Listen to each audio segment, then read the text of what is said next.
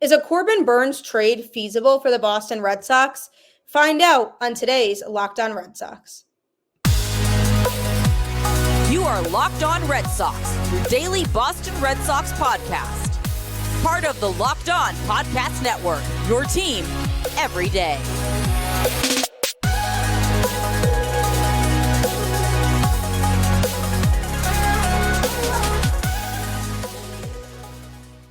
Hello and welcome to Locked On Red Sox, your daily Boston Red Sox podcast, part of the Locked On Podcast Network, your team every day. I'm your host, Gabby Hurlbut, former ESPN social media associate and current host of the Boston Balling podcast, and I am here to bring you the latest in all things Boston Red Sox straight to your favorite podcast feed for free, although there hasn't been much news lately going on with the Boston Red Sox. Anyways, it's still free, so check out the show. Start off your day the right way with Locked On Red Sox, part of the Locked On Podcast Network, your team every day. Today's episode is brought to you by FanDuel. Make every moment more. Right now, new customers get $150 in bonus bets with any winning $5 moneyline bet. That's $150 if your team wins. Visit FanDuel.com/lockedon to get started. Welcome to another episode of the show where we continue to sit and wait for Yamamoto to make his decision, for the Red Sox to start making some of their other offseason moves that they need to make to improve this roster. That essentially does start with starting pitching, and I have said on the show they need to be as aggressive as they can be on this market. Try as best as you can for Yamamoto. Throw all the cards on the table. Offer him a big contract that's worth considering on his end and make it a hard decision for him. If he doesn't pick Boston and he goes elsewhere, but the Red Sox are a close second, then I would respect the effort there, and at least I would have known that they put in enough effort to make him consider the opportunity to play in Boston. You at least want to make him consider it and not write off the idea altogether. But it might not happen. He might choose to go to another team, in which case the Red Sox can't do anything about that. That's his choice, and they can't control it. However, I will be incredibly mad if he goes to the Yankees. He can go anywhere else. Just please not to the Bronx. That would just absolutely destroy me. But anyway, so if Yamamoto does decide to go elsewhere, the Red Sox do have something else that they could do and trade for Milwaukee Brewers ace Corbin Burnes. In 2023, he finished the season with an ERA of 3.39. with a 10-8 record. He is very much a consistent pitcher. You know what you're getting from him. He's a guy who will be at the top of that rotation in Boston. Compared to what they have in the rotation right now, Burnes is a guy who will provide length and give the Red Sox that highly coveted number one starting pitcher that they know they can rely on every time he hits the mound to at least give a generally good start every time. Now, one thing to consider here when it comes to a potential Corbin Burnes trade is not everybody's fit to play in Boston. It's a lot different pitching in a place like Milwaukee as it is a place like Boston. The Red Sox are one of the most historic franchises in baseball. Fenway Park is such a historic ballpark, and a lot of legendary figures have played there. And sometimes that can get in players' heads if they're new to Boston and they're thinking about all the legends that come before him that have played there. It could increase the pressure that's on that player, and emotionally they might not be able to cut it. Also, Boston, as we all know as Red Sox fans, has a very dedicated fan base, and there's nothing wrong with that. It's good to be passionate about your teams. But on the same token, sometimes that passion can turn into serious anger towards a player if they're not performing to the level that fans want them to perform at. And if Burnes comes here and there's all this hype surrounding him and he starts to not perform well, fans will be quick to call that player a bust and say he wasn't the right fit and the Red Sox made a mistake in trading for him. If he comes here and he absolutely lights it up and he's the ace caliber pitcher that we've seen him be in Milwaukee, then there will be no talk of that, and Red Sox fans will be very happy to have him on the team. It really could go either way. This goes for any transition. If a player succeeds in one spot, that doesn't always mean that they're going to succeed other places. It takes an adjustment period and it takes a transition to get used to playing in a new environment. So what I will say is to just be wary of that a little bit. The Red Sox are going to have to come to terms with the fact that if they want to trade for Burnes, the asking price is probably going to be something higher than what fans might want it to be. The Red Sox are going to have to be okay with probably parting ways with a couple of their top prospects and most likely an MLB caliber talent in order to get Burnes. Burnes did say that he'd be interested in exploring the free agent market. He's a free agent after the 2024 season. So that's another thing to keep in mind is the Red Sox would essentially be trading for a rental of Burnes unless they guarantee an extension. And if he has it set in his head that he wants to explore free agency no matter what, then the Red Sox might not be able to get a deal done with him during the season to extend him in order to secure that he stays. So that's a gamble that the Red Sox would be taking. If they're giving up some good talent to acquire him, they'd have to accept the fact that they're acquiring somebody who obviously is a very talented starting pitcher and would be the ace of the Red Sox pitching staff, but at the same time is somebody who might not stay. And if he does stay, great. If he decides to explore the free agent market, the Red Sox should still be heavily aggressive in figuring out the type of offer that they want to make for him in order to ensure that he's enticed to stay in a Boston Red Sox uniform. So if they do trade for him, I'd want it to be because they know that they value him to the level of feeling like he's worth giving an extension to. If they don't do that and they're trading for him for a year's worth and then saying we don't know if we would want to commit to him long-term after that, then I'm not making the trade. There's no guarantees. There's no way to know for sure that he's going to stay after the deal has been made. And I'm sure the Yankees went through this similar thought process when they acquired Juan Soto. They know that he's entering a contract year. They know he likely is going to want to explore free agency after the season, but that was a risk they were willing to take. And if it ends up being a rental for a year, I mean, they better hope that they win it all with him this year. And I hope they don't. And I hope he ends up exploring free agency and going elsewhere.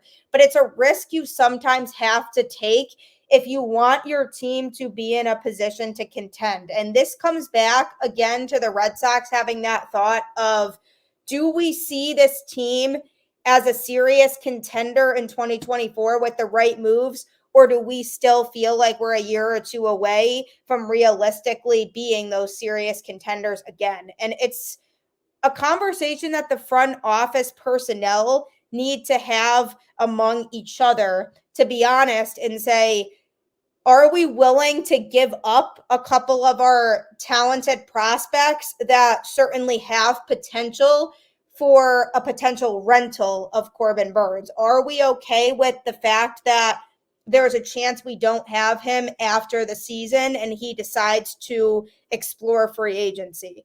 Only the Red Sox front office can make that decision. If it were me, I'm making that trade if I know that we want to extend him and that the possibility is there that he would stay. Boris is his agent, and he always wants his players to maximize their opportunities and get paid as much as they can, which is great. It makes for a fantastic agent, which is why he's so successful and he's placed some of the best players in Major League Baseball. So he's likely going to encourage him to explore free agency and not jump on an offer that the Red Sox might make mid-season in an attempt to extend him. So there might not be anything the Red Sox can do about that, but they can do something about giving him an offer he can't refuse in free agency. So I say take the chance on him and make a trade that makes sense. The good thing I think about it is that the Brewers are obviously aware that he's in a contract year. So therefore the asking price won't be as high if they really want to trade him, knowing the chances of him walking in free agency are high.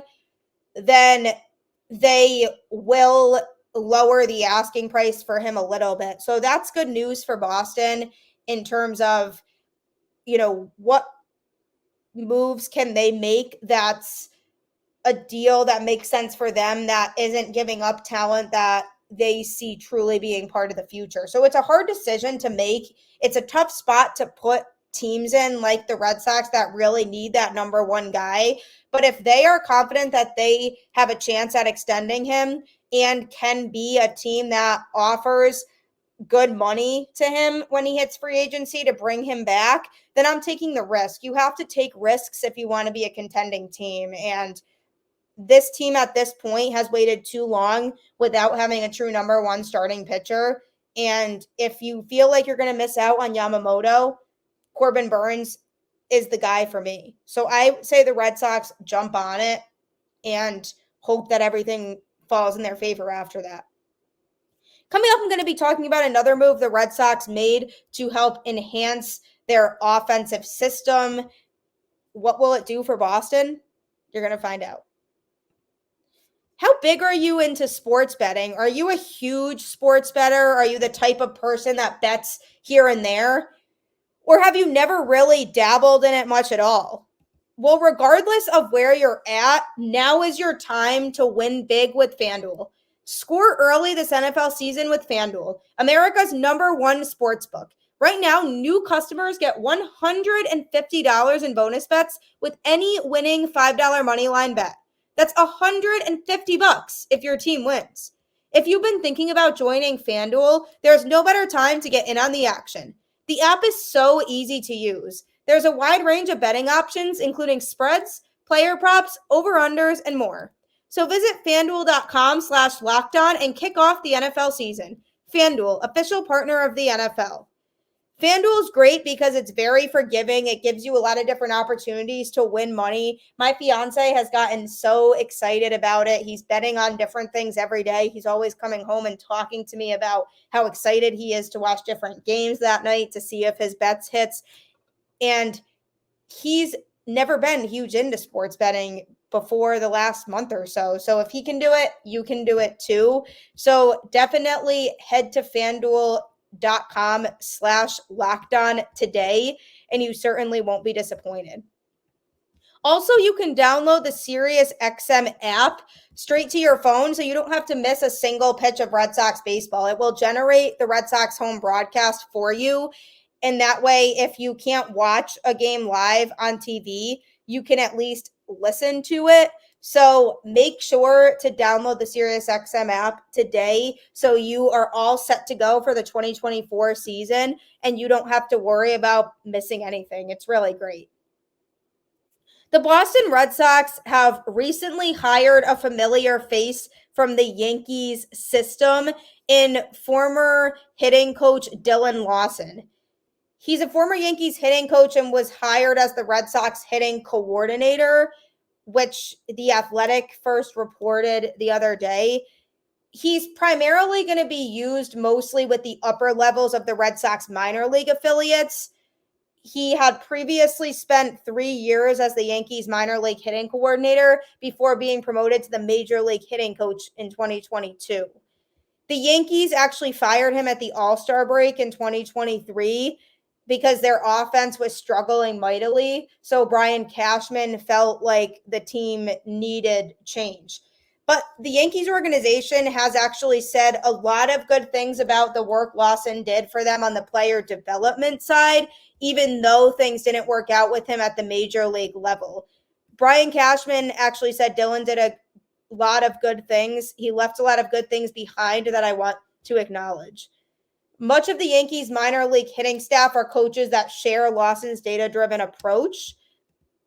The organization was actually recently ranked one of the game's top performing minor league systems from an offensive StatCast perspective by Baseball America, though translating that success to the major league level has been difficult. Another thing that Cashman said was Dillon Lawson did a lot of great things for this franchise as he came up as our hitting coordinator. He was very dominant, especially in our player development field. He worked his tail off and he cared and he wanted the outcomes that we all want.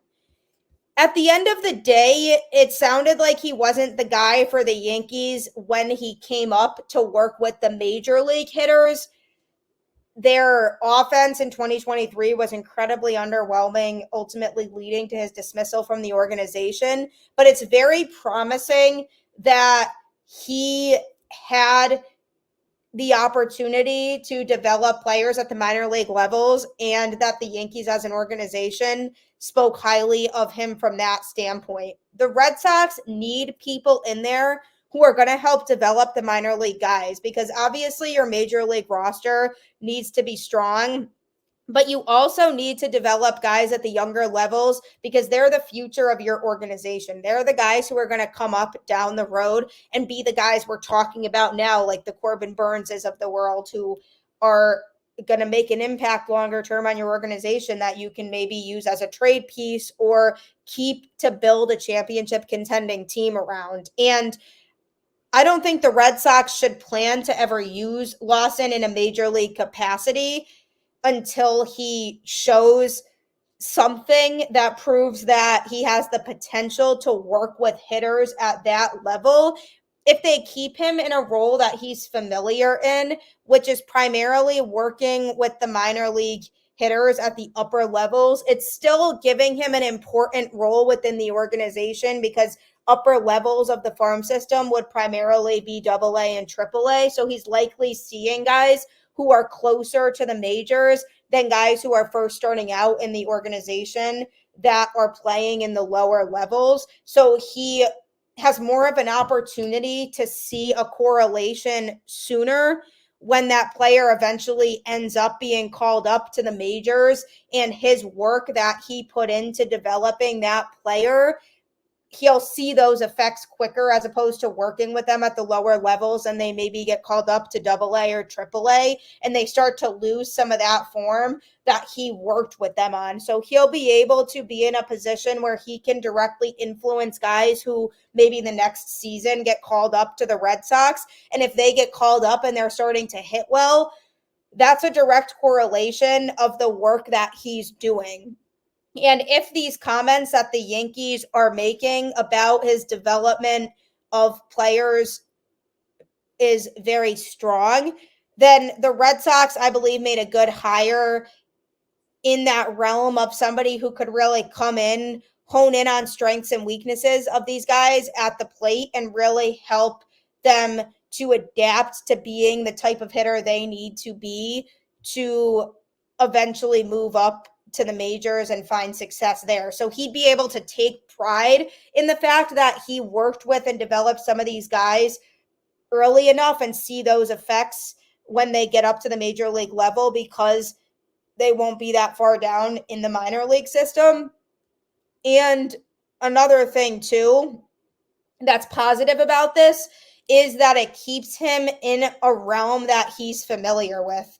For example, when the Red Sox hired Craig Breslow, they took a chance on somebody who didn't have experience in that type of position before that the Red Sox wanted him to fill. So they were willing to take a chance on him because of his baseball mind and the experience he does have. Whereas with Lawson, it's not as much of a chance being taken because he's used to working with minor league hitters. So I'm sure that for him, he probably feels comfortable being in that role and saying, yeah, my strong suit is working with these guys at the minor league level before there's all that pressure on them at the majors. And now that he has had exposure to working with Yankees hitters at the major league level, he now can say, okay, I've seen them move up to the majors. What's going wrong between them when they're hitting in the minors to them when they're going up to the majors? Is there something that I'm doing that I should be adjusting? So now he's been through the hard times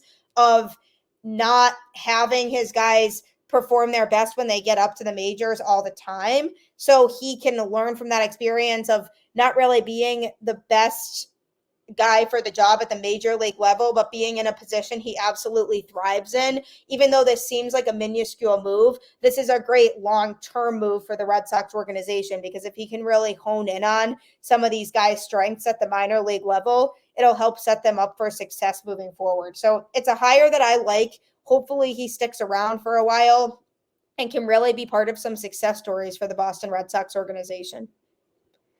Coming up, I'm going to be talking about somebody who wasn't exactly a success story for the Boston Red Sox and is now finding himself on a roster team. Will he pan out there? You'll find out. I have a very exciting announcement from Locked On. Locked On has launched the first ever national sports 24/7 streaming channel on YouTube. Locked On Sports Today is here for you 24/7, covering the top sports stories of the day with the local experts of Locked On, plus our national shows covering every league. Go to Locked On Sports Today on YouTube and subscribe to the first ever national sports 24/7 streaming channel. This is super incredibly exciting. There's a lot of talent here at the Locked On Network, and all of these people will help keep you updated on the latest in all sports things going on. So you don't have to feel like you're behind or have to constantly be scrolling through Twitter to catch up on things. You can go right to Locked On Sports Today on YouTube and subscribe, and all of your latest sports news will be there. We're the only ones who have it. No matter what time zone you're in, you can tune in. So subscribe to Locked On Sports Today.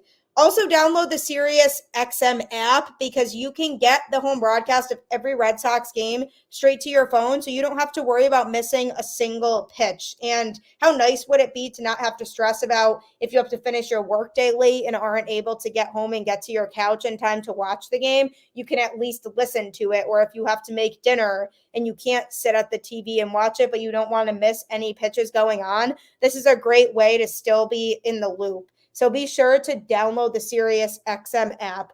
And don't forget to subscribe to the show on your favorite podcast platform. You can find Locked On Red Sox for free, part of the Locked On Podcast Network, your team every day. If you want some more interaction, you can follow me on Twitter at Gabby Hurlbut10 and follow the show on Twitter at LO_Red Sox. Always good conversations to be had and ways to interact with other Red Sox fans. So be sure to do that as well. The Boston Red Sox got a decent return in the Mookie Betts trade, but so far it is seeming like such a tough break for the Red Sox. They got Alex Verdugo in that trade, and that was the primary piece that they got. He was a top prospect in the Dodgers organization at the time. Dodgers fans were upset to see him go. And granted, part of the incentive for the Red Sox to give up Mookie Betts is that they were able to let go of that David Price contract also, because that was a hefty contract, and the Dodgers agreed to take that on as well. Plus, Mookie was heading into a contract year, so the return wasn't going to be great. But first, they get Verdugo, and then Verdugo now gets traded to the Yankees. And the Yankees needed an outfielder that's a lefty bat and is strong. So I get all that, but it's just a little bit disappointing. I mean, he did need to go. The Red Sox needed to trade him. At the end of the day, there wasn't really a good spot for him on this team anymore. So that was a hard decision that the organization needed to make, especially with his off-field issues. But that's one piece of that trade that's now gone. Also, Jeter Downs has now been picked up by the Yankees. Are they trying to be the Red Sox or something? The Yankees claimed Jeter Downs off of waivers from the Nationals yesterday.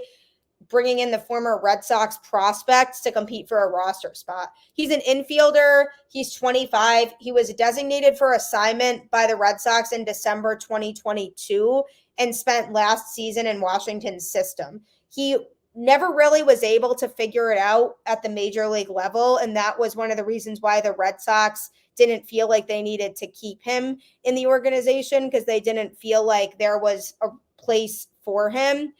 This is likely a depth move for the Yankees, who probably view him as like a fringe 40-man roster player who may or may not earn a spot. He's only played in 20 games in his major league career, slashing a stat line of a 182 batting average, 260 on base percentage, and 273 slugging, with 1 home run and 5 RBIs. The lone home run, ironically, came against the Yankees, so they probably look at him and say, oh, he hit a home run at Yankee Stadium, we should pick him up. So now it's just crazy because the Yankees have both Downs and Alex Verdugo, and the other player acquired in that trade was Connor Wong. He'll be the Red Sox top catcher in 2024, but once Kyle Teel is ready to come up, he'll no longer be the number 1 catcher and probably the number 2 behind Teel. I think they'll keep Connor Wong around. This, to me, seems like that one part of the return in the Betts trade that is here to stay, because the Red Sox do need the catching, and he's a great defensive catcher. If he could figure out his numbers at the plate, that would be good. But with the Jeter Downs situation, he was a lot more hyped up when he came to Boston than how he actually panned out. And sometimes that does end up that way with prospects. At the end of the day, you never know what prospects are going to pan out and who isn't. And there was hope there for sure, but he has such a small sample size in the majors. And part of that is because when he did get his opportunity in the majors, he wasn't really showing that he has the capability to be a true major league level talent. So when the Red Sox had to DFA him, it was disappointing because it was like, oh, there's a part of the Mookie Betts trade gone.